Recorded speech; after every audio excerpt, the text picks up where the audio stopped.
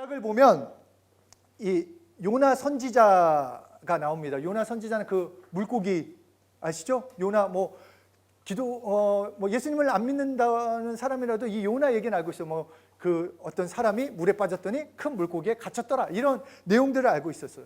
그래서 이 요나 선지자가 어느 때였냐면 이스라엘 그 민족을 아수르라는 나라가 너무 힘들게 했어요. 너무너무 힘들게 한 그 괴롭힌 나라가 아수르였는데, 이 아수르가 얼마나 잔인했냐면 이 정복한 성에 들어가 가지고 그냥 보통 바벨론 같은 경우는 너 항복해 그러면 내가 너 좀 살려줄게 이러는데, 이 아수르는 성에 가가지고 다 진멸을 했을 때 그냥 죽이지 않고 막 혀를 뽑거나 막 그 기름을 막 태워가지고 사람을 산채로 집어넣거나 막 너무 악독한 그런 하여튼 잔인한 민족이었습니다. 그런데 어느 날 하나님께서 요나를 부르세요. 요나를 부르시더니 40일 후에 아수르 수도 니느웨가 망한다라고 선포해라 얘기를 해요.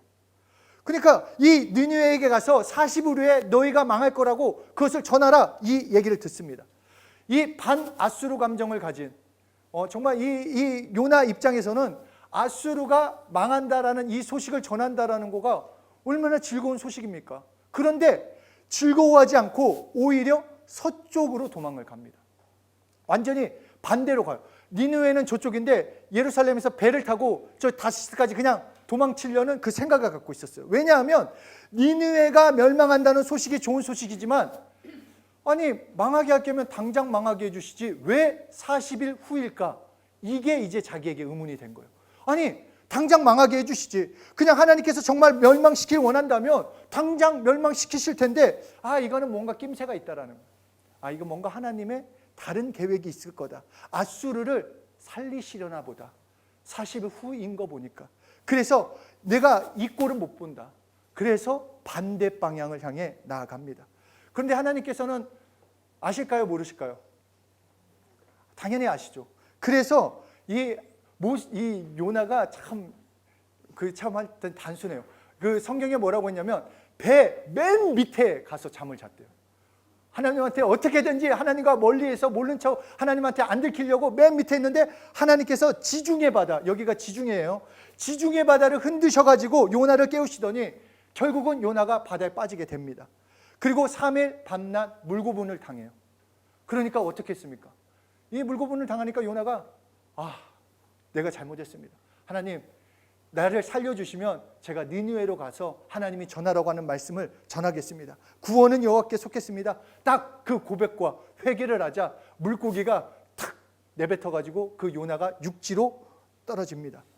그럼에도 니느웨의 그 성읍에 도착했는데 얼마나 요나가 하기 싫었으면 그 성읍을 돌려면 최소 사흘이 걸렸는데, 하루길에 얼마나 열심히 뛰었는지, 하루길 만에 그 한 바퀴를 돌면서 40일 후에 너희 나라가 망한다, 그것을 외쳤다라는 것입니다. 혹시라도 니느웨 백성 중에 누구가 들을까 봐 그냥 달리면서, 그런데 이 소식을 듣자마자 니느웨 백성들이 회개하기 시작하는 것입니다. 그것을 본 요나의 심정이 어떻겠습니까? 정말 천불이 나지 않게, 아니 하나님은 우리의 하나님이라고 해놓고 이 니느웨 우리를 어떻게 이렇게 고생시킨 이 얘네들 살릴 수 있느냐. 그래서 하나님께 화를 냅니다. 어떻게 하나님이 그럴 수 있습니까? 비꼬듯이 얘기해요. 비꼬듯이. 진짜 하나님을 얼마나 비꼬듯이 얘기하냐면 성경에 나는 그럴 줄 알았어요. 하나님은 정말 위대하시는군요. 하나님은 정말 은혜가 많으시네요. 자비가 있으시니까 그냥 이렇게 용서하시는구나 라고 비꼬면서 하나님을 그냥 막 얘기합니다. 그럼에도 그 조그만한 그 마음이 있어가지고 저 성읍 동쪽 맨 위에 올라가서 초막을 짓고, 그래도 혹시라도 하나님께서 멸망시키지 않을까 그것을 바라보며 나아갑니다. 근데 중동을 저는 안 가봐가지고 모르겠는데, 이제 광야와 같은 데는 이제 그 사막 같은 데를 가보니까 정말 더워요. 정말 이게 낮에는 다닐 수가 없어요. 낮에는 그냥 움직일 수, 한여름에는 진짜 좀 새벽 그리고 아예 저녁 때, 그때 외에는 다닐 수가 없습니다. 그런데 그때 하나님께서 박넝쿨을 준비해가지고 그 그늘에 거하게 해주셨어요. 그래서 요나는 이 박넝쿨로 또 위로를 받아요. 참 단순해요.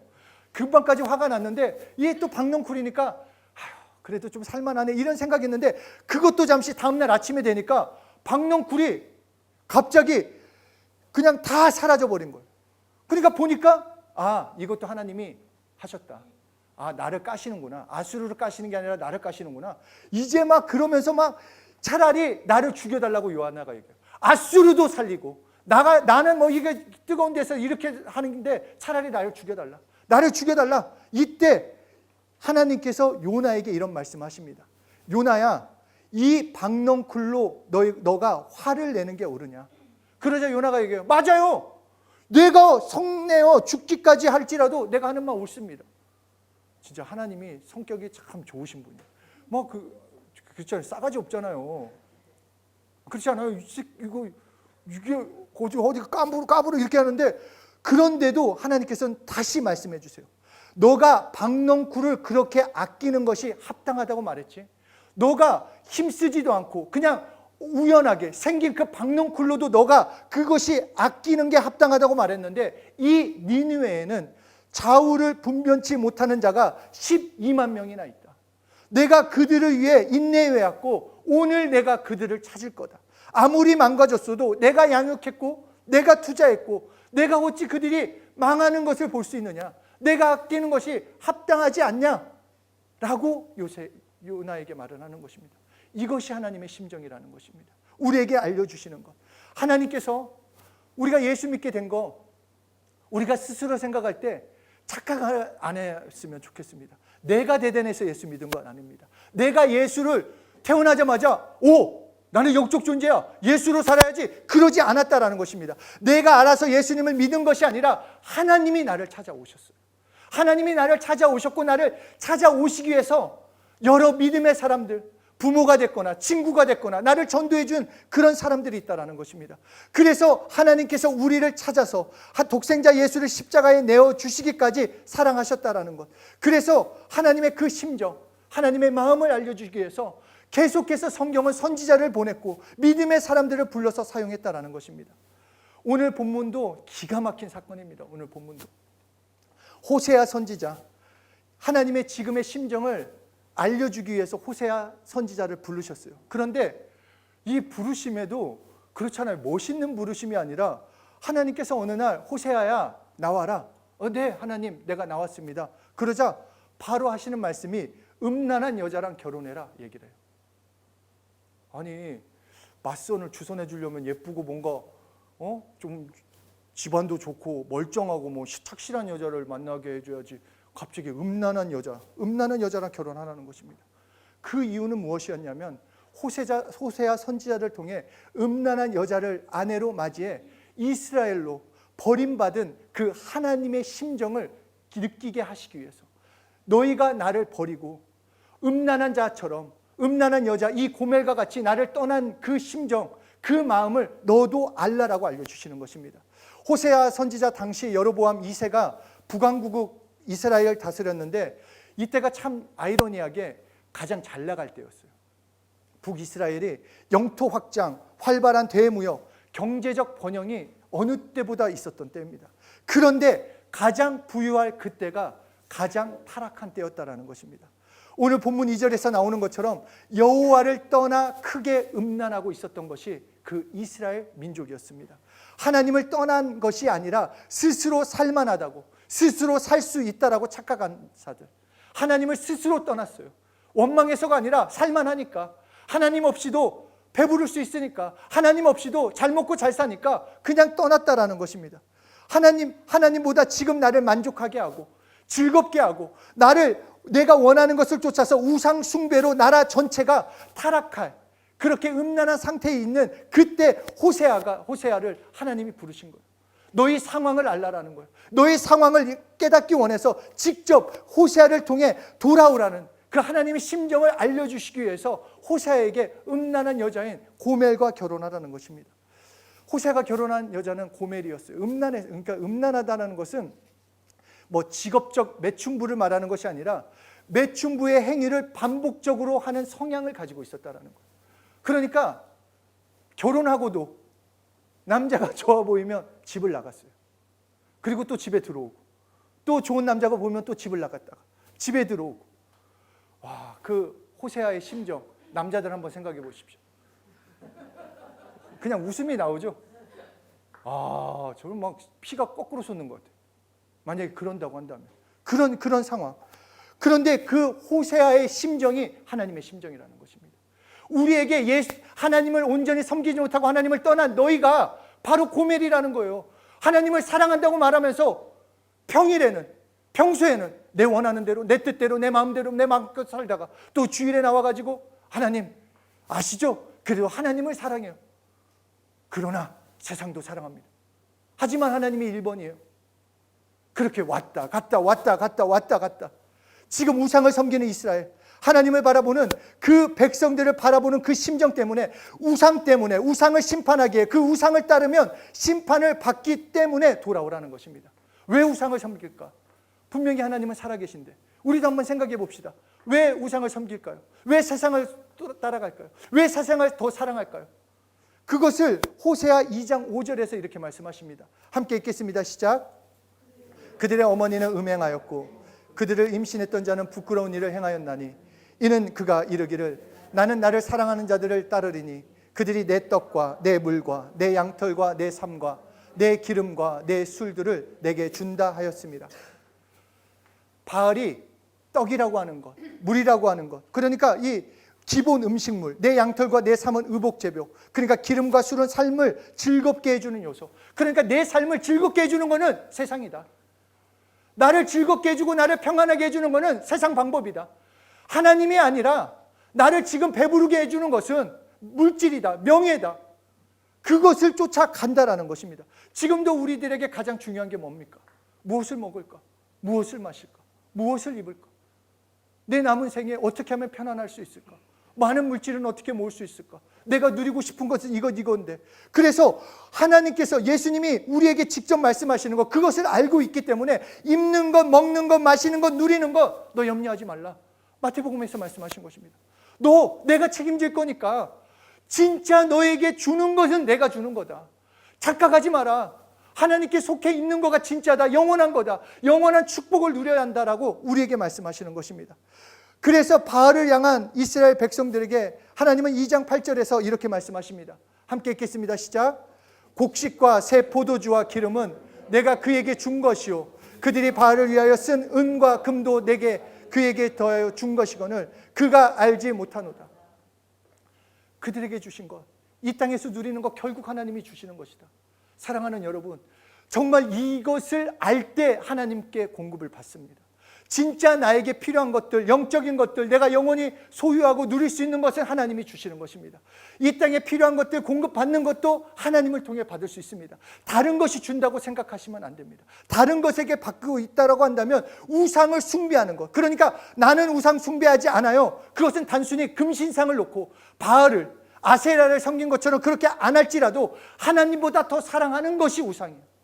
하나님보다 지금 더 사랑하는 것, 하나님보다 더 의지하는 것, 하나님께 맡기지 못하는 그것이 우상이 되기 때문에 거기서 돌아오라는 것입니다. 이스라엘이 우상 숭배에 이렇게 헤어나지 못했던 것, 앞에서도 나눈 것처럼 우상이 그들을 먹인다라고 생각했기 때문입니다. 정말 여러분이 원하는 명예, 여러분이 뜻하는 것, 여러분을 먹이지 않습니다. 여러분을 이용하는 거예요. 진짜 여러분을 먹이고 입히는 분은 하나님이십니다. 그분을 섬기고 그분을 따를 때 진정한 것을 누릴 수 있다라고 우리에게 알려주시는 것입니다. 돌아와라. 회개가 뭡니까? 방향을 바꾸는 거예요. 어디로 방향을 바꾸는가? 다시 하나님께 나오는 거예요. 내가 일주일의 삶을 돌아봤을 때 여전히 내가 원하는 것, 내가 뜻하는 것, 하나님과 관계없이 살았던 나의 방향을 다시 하나님께 돌이켜서 나를 살리는 분, 나를 행복하게 할 분, 나를 살려주시는 분 하나님이시군요. 나는 방향을 바꿉니다. 이것이 회개가 되고 내 삶을 그렇게 믿음으로 걸어가는 시작이 될 수 있다는 것입니다. 우리가 화요일에도 나눴지만 전지, 전능, 무소부재, 어제도 오늘도 동일하신 하나님, 그분만이 우리의 전부를 채워주십니다. 진짜 내 삶을 변화시켜 주실 수 있는 분 하나님이십니다. 그 하나님을 의지하고 사랑하는 것, 그것이 진정한 축복이 된다는 것입니다. 이렇게 하나님을 떠난 이스라엘 백성들, 여전히 세상을 쫓아가는 우리들 그냥 내버려 두셔도 돼요.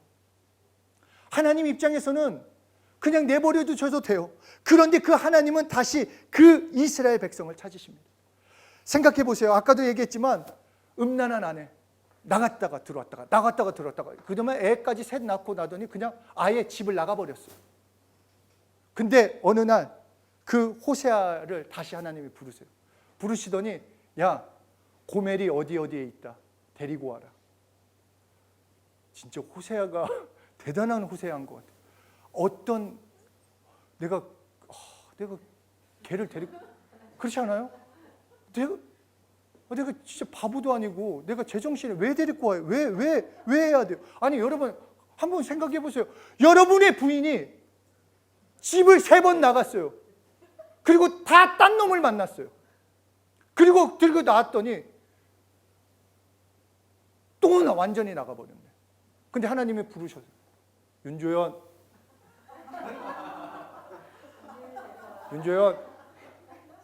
네 부인 데리고 와. 아니 그 음란한 여자를 왜 데리고 와요? 데리고 와. 고멜이 집을 나갔으면 잘 살아야 했는데 아예 이제 매춘부가 됐어요. 그래서 이제 거기에 소속된 거 아니에요? 매춘하는데. 그래서 돈 주고 사오라는 거예요. 돈 주고. 아 진짜 열불나지 않습니까? 아니 지가 좋아갖고 뛰쳐나간 걔를 내가 왜 그 돈까지 대가지고 걔를 데리고 오라는 거예요. 그러니까 고멜이 볼 때 호세아가 얼마나 우습게 보였겠습니까? 야 너 미친놈 아니야? 내가 어떤 형편인데 넌 남자도 아니냐? 벨도 없냐? 그럼에도 호세아는 아무 말 없이 그녀를 데리고 옵니다.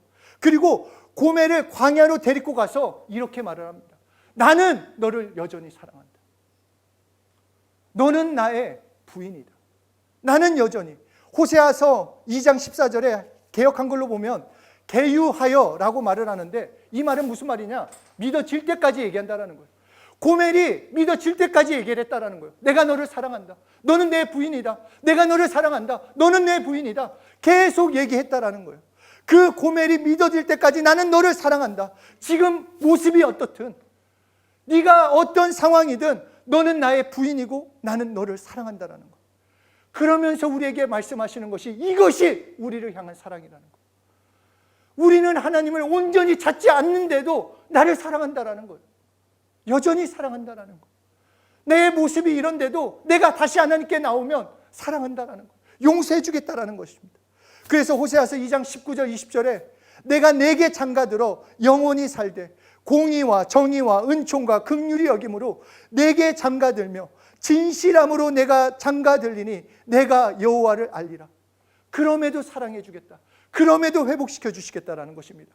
니느웨 백성들을 살리길 원하셨던 것처럼 우리를 구원하고 우리를 살리길 원하시는 것이 하나님의 심정이라는 것입니다.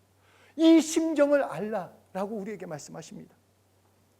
제가 존경하는 선교사님이 계시는데 그 선교사님 자녀가 다 선교지로 갔어요. 그런데 그 첫째가 나갈 때 참 마음이 힘드셨나 봐요. 이렇게 아무래도 첫째고 한 이제 고등학교 졸업하자마자 하니까 이제 19 이러잖아요. 근데 진짜 오지로 선교지를 떠날 때 물론 뭐 하나님께서 함께 해주시겠지 이런 게 있었지만 마음 가운데 잘할까?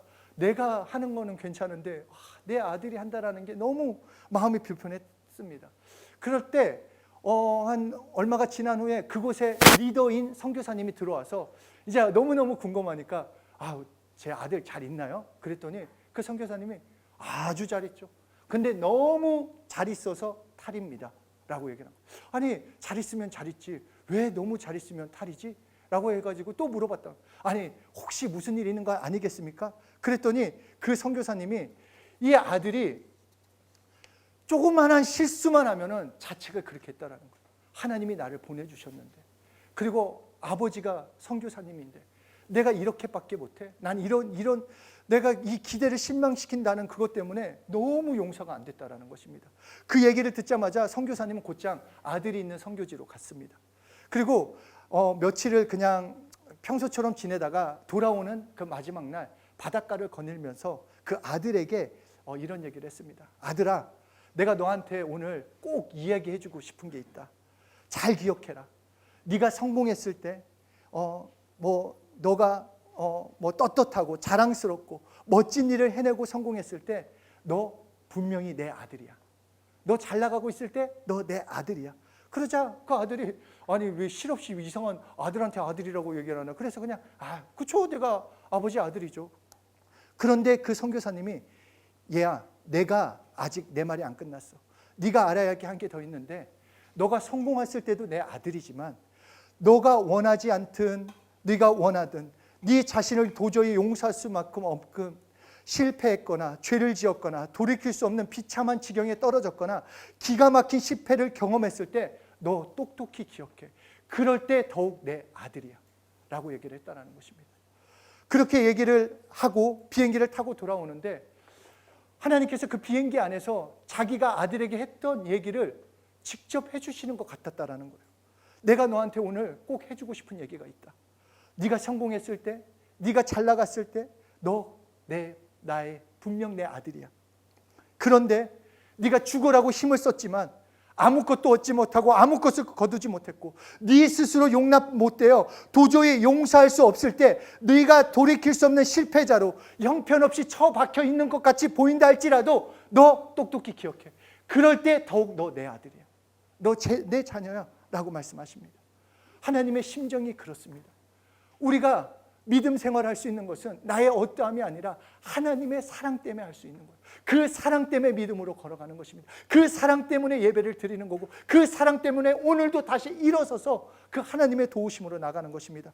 야고보서 43장 1절에 야고보아 너를 창조하신 여호와께서 지금 말씀하시느니라. 이스라엘아 너를 지으신 이가 말씀하시느니라. 너는 두려워하지 말라. 내가 너를 구속하였고 내가 너를 지명하여 불렀나니 너는 내 것이라. 여러분을 향한 하나님의 마음입니다. 여러분은 하나님의 것입니다. 여러분은 하나님의 것이고 하나님이 한 번도 여러분을 향한 꿈을 접어본 적도 없고 하나님은 여러분을 향한 손길을 한 번도 걷어본 적이 없습니다. 그러니까 나는 내가 해야 할 것, 그 하나님의 심정을 알고 하나님 앞에 또 나아가는 것입니다. 하나님의 도움을 구하는 것입니다. 나의 어떠함 때문이 아니라 하나님의 사랑 때문에, 하나님의 심정 때문에 나아가는 것입니다. 그래서 요한복음 3장 16절에 하나님이 세상을 이처럼 사랑하사 독생자를 주셨으니 이는 저를 믿는 자마다 멸망치 않고 영생을 얻게 하려 하심이라. 요한복음 1장을 보면은 예수님이 그렇게 말씀하세요. 내가 왔을 때 이 땅에 어떤 누구도 나를 반기지 않았다. 맞아요. 어떤 누구도 예수님을 반기지 않았습니다. 그리고 심지어 예수님의 그 행하심, 예수님의 일하심을 보고도 예수님을 십자가에 못 박으라고 외쳤던 것이 그 백성들이었습니다. 그런데 하나님은 말씀하십니다. 그럼에도 이처럼 나는 너를 사랑한다라고 말씀하십니다. 하나님의 심정, 나를 향한 그 마음, 그 심정을 알아보자라는 것입니다. 오늘도 나를 향한 내가 너를 사랑한다라고 말씀하시는 그 심정에 나도 반응해보자라는 것입니다. 그 심정을 아는 내가 어떻게 살아야 할지 스스로가 생각해보자라는 것입니다. 오늘도 아낌없이 내어주고 아낌없이 나를 사랑하시는 그 하나님의 사랑에 나를 들여보자라는 것입니다. 그 사랑, 그 간절한 사랑, 그러므로 하나님의 사랑, 하나님께서 나를 향한 그 간절한 마음 나는 알기 원합니다. 그 심정을 가지고 나아가기 원합니다. 그 소원이 우리에게 있어야 하는 것입니다. 하나님의 심정, 나를 향한 하나님의 사랑. 우리가 담대할 수 있는 것은 지금 무엇이 있어서가 아니라 오늘도 여전히 나를 사랑하시는 하나님, 내가 실패했어도 여전히 너는 더욱 내 아들이라고, 내 딸이라고, 내 자녀라고 말씀하시는 그 하나님의 사랑을 가지고 우리는 나아갈 수 있는 것입니다. 언제든지 담대할 수 있는 것, 나의 실력이나 형편을 뛰어넘는 하나님의 사랑이 있기 때문입니다. 하나님은 사랑이십니다. 하나님은 여러분을 사랑하십니다. 옆에 사람한테 얘기합시다. 하나님이 너를 사랑하신다. 하나님의 심정을 알자. 정말 하나님의 심정. 우리 그렇기 때문에 어떠한 상황이 있다 할지라도 하나님이 알고 계시는 거야? 하나님이 나를 도우시는 거야? 이제는 그 생각하지 마세요. 여전히 사랑하신 하나님, 그 때를 기다리시고 그것을 인도하신 하나님께 나의 삶을 온전히 맡기고 의탁하며 순종하는 그런 삶. 그래서 하나님의 심정으로 다시 일어서기 원합니다. 다시 뛰어나가기 원합니다. 다시 소망을 갖고 나가기 원합니다. 그 사랑을 받은 나, 그거 아시죠? 사랑을 많이 받은 사람은 어떤 형편에서든 다시 일어날 힘이 극복이 되는, 실제로 그래요. 실제로 그런데 하나님의 사랑을 가진 자는 어떠한 삶을 시작하고 어떤 환경에서든 다시 일어날 힘이 하나님의 사랑으로 생길 수 있습니다. 소망을 가지고 하나님의 심정으로 정말 믿음으로 담대히 걸어가시는 한 분 한 분 되시길 예수 이름으로 축복합니다.